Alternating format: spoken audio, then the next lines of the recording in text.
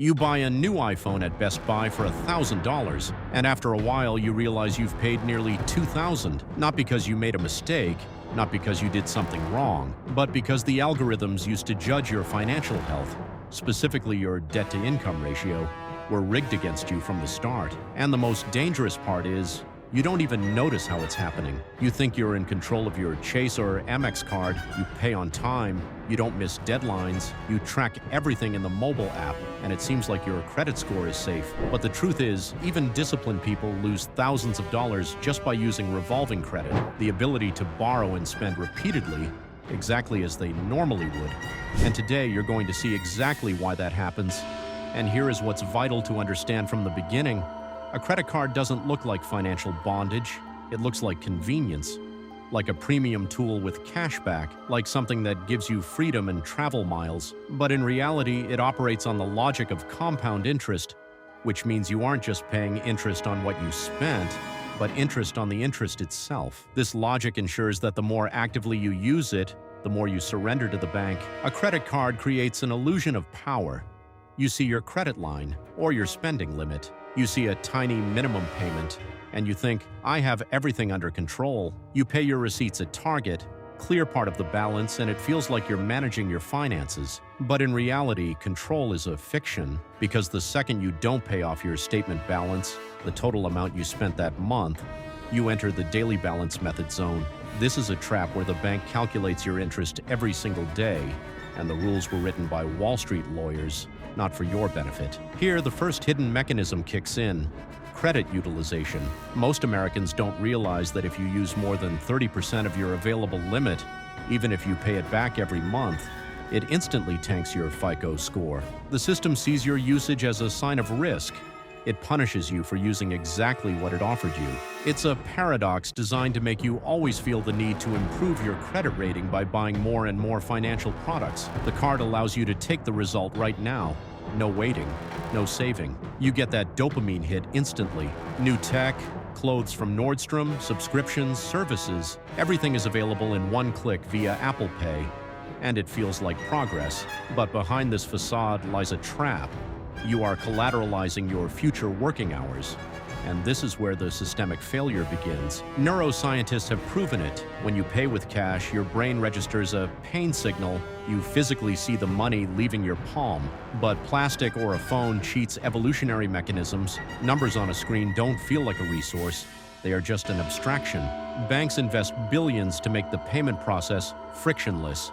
The less friction there is, the higher the probability that you'll make an impulsive purchase for something you technically cannot afford. Because when you carry a balance over to the next month, you trigger the APR, or your annual percentage rate. This is the heavy price you pay for borrowing the bank's money. The meter starts running every single day, as long as you have even a cent of debt. In the US, the average APR on credit cards hovers around 25%. That isn't just a number, it is a predatory rate.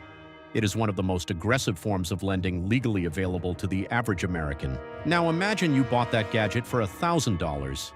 If you didn't clear the debt during the grace period and paid in installments, that purchase could cost you $1,500, or in a worst-case scenario, $2,000. And that isn't a system error. That is its design capacity. That is the standard scenario that keeps the bank's skyscrapers in New York standing. You didn't invest in stocks. You didn't buy an index fund. You simply paid for time. And the longer your payment plan drags on, the more expensive that item becomes, which by that point might already be obsolete. But the most poisonous part of the system isn't even the APR itself. It's the minimum payment. It is presented as a gesture of goodwill. The bank practically whispers, "Relax, just pay $30, the rest later." It lowers your anxiety. It creates a false sense of financial stability. But in reality, it's the mechanism that turns you into a perpetual payer. The math here is ruthless. If your balance is $5,000 at a 24% rate and you only pay the minimum, it will take you about 20 years to clear that debt. By that time, you will have paid the bank over $15,000. You bought one life, but you paid for 3. Imagine a balance of $1,000. Your minimum payment is only $35. You pay it and think you're reducing the debt. But the reality is that $25 of that goes toward interest, and only $10 reduces the actual principal, the original amount you borrowed. You pay for years. but your principal balance barely moves. Banks call this inertia income. You become an asset on their balance sheets. Your habit of paying the minimum is their guarantee of steady dividends. They know the statistics. The average American overestimates their ability to pay off debt quickly and underestimates the power of compound interest. And that's where the trap snaps shut. You get used to these monthly deductions. It becomes a part of your budget, like the electric bill. You stop calculating how much you've overpaid annually. You just feed the system, and the longer you stay in this loop, the more of your future wealth leaks away to bank shareholders. It's crucial to realize a credit card doesn't drain your account instantly. It bleeds you out gradually, month after month, percent by percent. You don't feel the blow like a stolen wallet. Everything happens in the silence of digital transactions, and it is precisely this invisibility that makes it fatal. It's like a micro crack in a dam. At first, it's just a few drops, but 10 years later, it costs you the house you didn't buy or your children's education. Now look at the macro level. Total card debt in America has smashed through the $1 trillion ceiling. The average American family owes more than $6,000. Every year, we gift banks hundreds of billions of dollars in interest alone. Think about that. That money disappears from the real economy. It could have been your down payment on a home, your S&P 500 portfolio, your peace of mind. But instead, it turns into bonuses for top executives. And the problem isn't a lack of intelligence. The problem is the system's design. It's built to be seamless. Face ID payments, auto pay, invisible money. Everything is tuned so your brain doesn't feel the pain of loss, because the less friction there is during a purchase, the higher the bank's profit. There is also a psychological trigger. We buy things at the peak of emotion. It feels like a new MacBook will make you more productive, or a new suit will make you more successful. It's a purchase of the best version of yourself, but a month later, the endorphins evaporate. Yet the credit card statement, your monthly bill, arrives right on schedule, and you continue to pay for an emotion you don't even remember anymore. This is one of the most powerful levers of manipulation.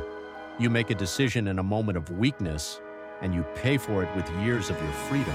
Over time, living on debt becomes a habit. You start spending money you haven't earned yet. This becomes your normal, but it isn't normal.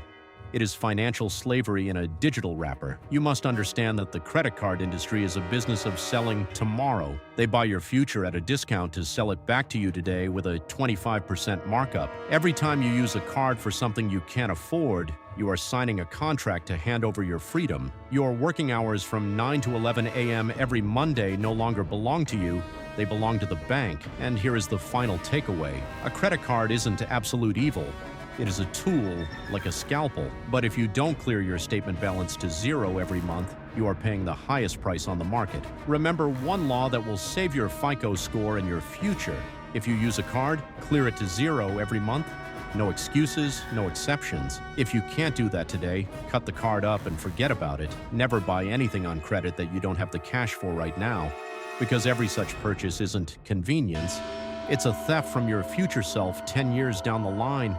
And if you don't control this process, you aren't the bank's customer, you are its product.